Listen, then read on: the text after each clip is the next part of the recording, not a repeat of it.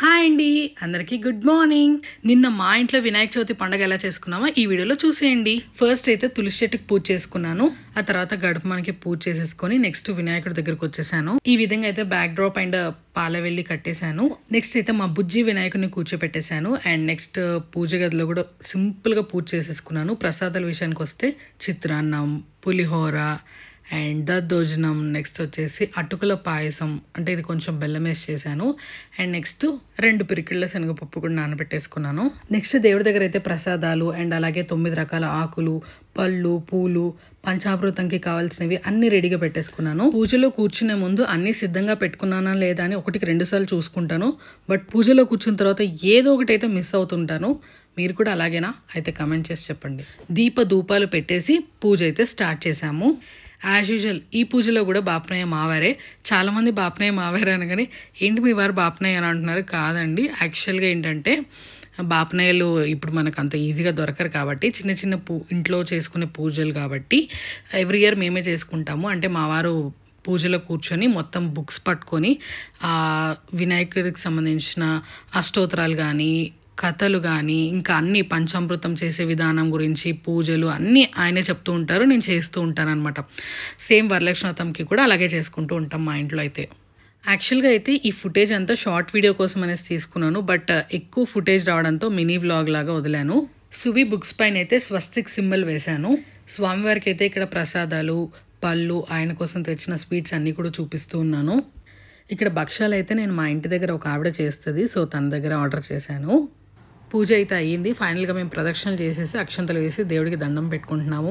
మా సబ్స్క్రైబర్స్ మేము అందరం చల్లగా ఉండాలని దేవుని ప్రార్థిస్తున్నాను.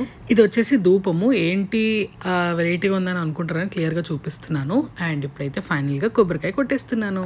నేను చేసిన ప్రసాదాలు అయితే చాలా అద్భుతమైన టేస్ట్ వచ్చాయి గైస్. అసలు ఎక్స్పెక్ట్ చేయలేదు. అంటే మనం ఉప్పు కారాలు చూడకుంటేనే బెటర్ ఏమో, అప్పుడే టేస్టీగా వస్తాయేమో అనిపించింది. ఇక్కడ మా వారికి హారతి తీసుకోమని చూపిస్తున్నాను. అండ్ అలాగే మీరు కూడా హారతి తీసుకోండి. దేవుడి దగ్గర వీలైనన్ని గుంజీలు తీయమని చెప్పారు. సో ఆ విధంగానే మేము కూడా ఇక్కడ గుంజీలు తీస్తున్నాం. సో ఈ విధంగా అయితే మా పూజ అయితే అయ్యింది. అండ్ కొంచెం దీపాల్లో నూనె తగ్గింటే వేసాను. ఫైనల్ గా అయితే మా బుజ్జి గణపయ్య ఇలా ఉన్నారు ఆఫ్టర్ పూజ. ఎంత కలకల్లాడిపోతున్నాడో కదా. ఈవినింగ్ అయితే దేవుడికి కొబ్బరికాయ సమర్పించి ధూప దీపాలు పెట్టేసి మా బుజ్జి వినాయకుడిని ఒక పెద్ద వినాయకుడి దగ్గరికి అయితే తీసుకెళ్తున్నాము. సువిక్ష అయితే తన బుక్స్ కి స్వస్తిక్ సింబల్ వేసింది అమ్మ అనేసి మీకు చూపిస్తుంది.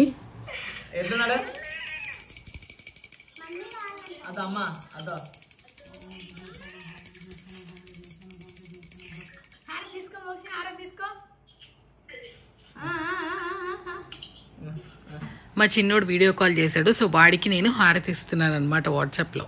జై బోలో గణేష్ మహారాజ్ కి జై. ఇక్కడ నేను మా వారు వినాయకుడిని తీసుకొని వచ్చి మా సువి తలపై పెడుతున్నాము. యాక్చువల్గా నేను కూడా చిన్న వినాయకుడిని పెట్టి పూజ చేసుకుందాము అనేసి 2020లో థాట్ వచ్చింది.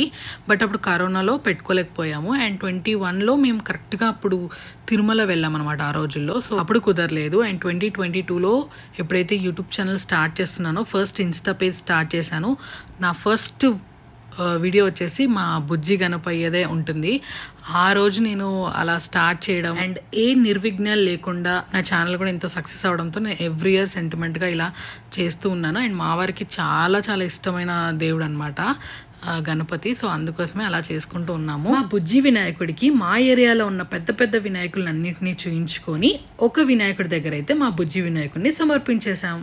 నేను ఫస్ట్ టైం చేసిన వినాయక చవితి వీడియో మీరు చూడాలనుకుంటే నా ఇన్స్టా పేజ్ రిచక్క అనే పేజ్లో స్టార్టింగ్ వీడియో అదే ఉంటుంది, చూసేయండి.